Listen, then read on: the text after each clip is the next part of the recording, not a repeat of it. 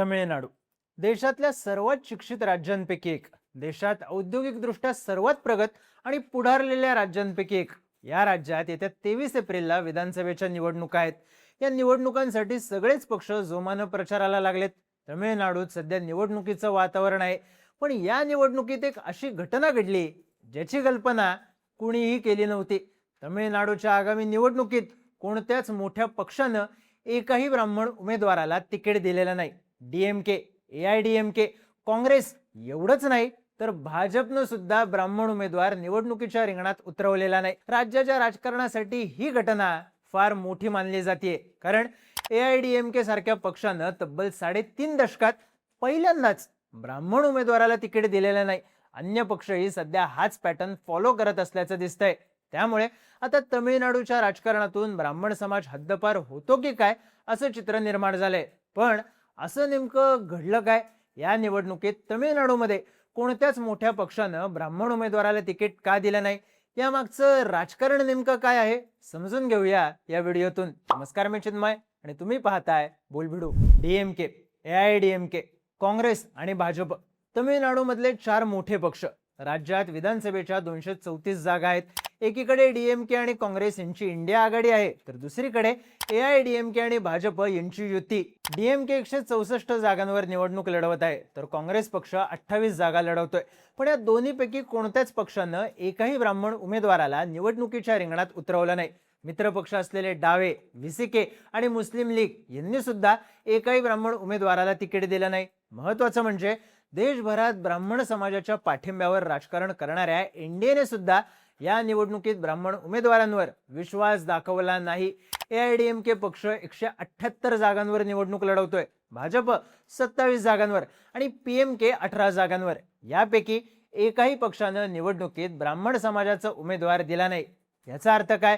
तर तमिळनाडूचं राजकारण बदलतंय. तिथल्या राजकारणातला ब्राह्मण समाजाचा टक्का कमी कमी व्हायला लागलाय. आता या मागचं कारण काय आहे?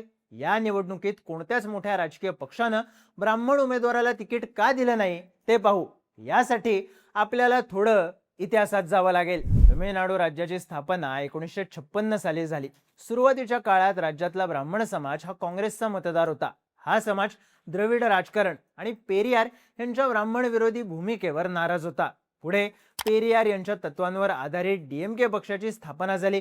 तेव्हापासूनच ब्राह्मण समाजानं डीएमके पासून अंतर राखलं आहे. हा समाज डीएमकेचा मतदार कधीही राहिला नाही. पुढे एमजीआर हे डीएमके पासून वेगळे झाले आणि त्यांनी 1972 साली एआयडीएमके पक्षाची स्थापना केली. तोपर्यंत इकडे काँग्रेस पक्षाचा जनाधार कमी व्हायला लागला होता. त्यामुळे ब्राह्मण समाजाने काँग्रेसची साथ सोडली आणि हा समाज एआयडीएमके कडे शिफ्ट झाला. याची परतफेड करत एमजीआर यांनी सुद्धा ब्राह्मणांना आपल्या पक्षात प्रतिनिधित्व दिलं. पुढे एआयडीएमके मध्ये जयललिता यांचा उदय झाला, ज्या स्वतः ब्राह्मण समाजाच्या होत्या. त्या तमिळनाडूच्या मुख्यमंत्री बनल्या. खरं तर जयललिता सुद्धा सामाजिक न्याय आणि द्रविड राजकारण करायच्या, पण त्यांच्या पक्षात नेहमीच ब्राह्मण उमेदवारांना प्रतिनिधित्व मिळत राहिलं. पक्षानं कुंभकोणम इथल्या रामा रामनाथन यांना अनेक वर्ष उमेदवारी दिली. ते 1991 पासून 2011 पर्यंत प्रत्येक निवडणूक एआयडीएमकेच्या तिकिटावरच लढले. पक्षानं 2016 मध्येही एका ब्राह्मण उमेदवाराला तिकीट दिलं होतं. एआयडीएमकेनं चेन्नईच्या ब्राह्मणबहुल मायलापूर मतदारसंघातून राज्याचे माजी पोलीस महासंचालक आर नटराज यांना उमेदवारी दिली. ते निवडणूक जिंकून आमदारही झाले. पण 2021च्या निवडणुकीत त्यांचा पराभव झाला. तसं पाहिलं तर उत्तर भारतातल्या राज्यांप्रमाणे तमिळनाडूमध्ये ब्राह्मण समाज कधीच राजकारणाच्या केंद्रस्थानी नव्हता. यामागचं कारण आहे पेरियार यांची सेल्फ रिस्पेक्ट मुवमेंट. पेरियार यांनी 1925 मध्ये जाती आधारित वर्चस्वाला विरोध करण्यासाठी सेल्फ रिस्पेक्ट मुवमेंट सुरू केली होती. या चळवळीचा उद्देश जातीय वर्चस्वाला आव्हान देणं तसंच मागासवर्ग आणि दलितांसाठी सामाजिक समानता निश्चित करणं हा होता.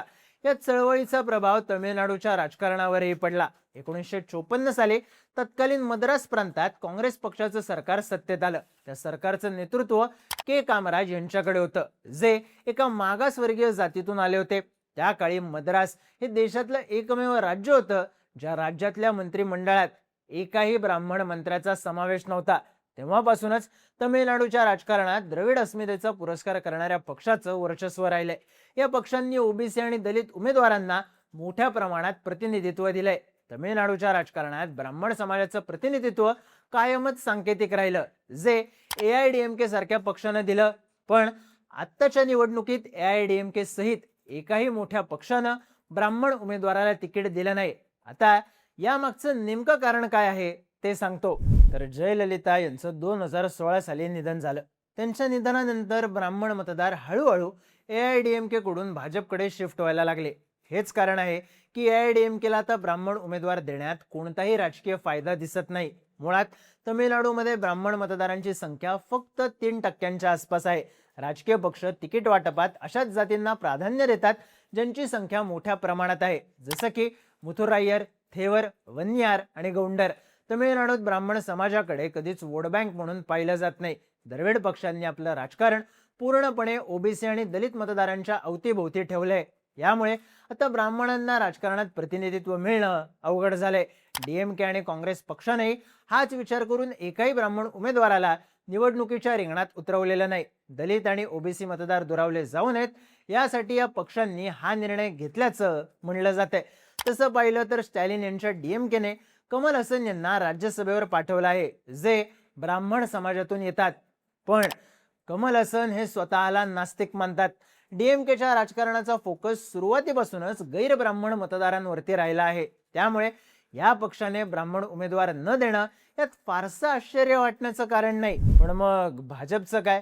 उत्तर भारतात सवर्ण मतदारांच्या जोरावर राजकारण करणाऱ्या भाजपनं तमिळनाडूमध्ये मात्र एकही ब्राह्मण उमेदवार का दिला नाही? तर तमिळनाडूमध्ये भाजपच्या राजकारणाची स्टाईल उत्तर भारतापेक्षा वेगळी आहे.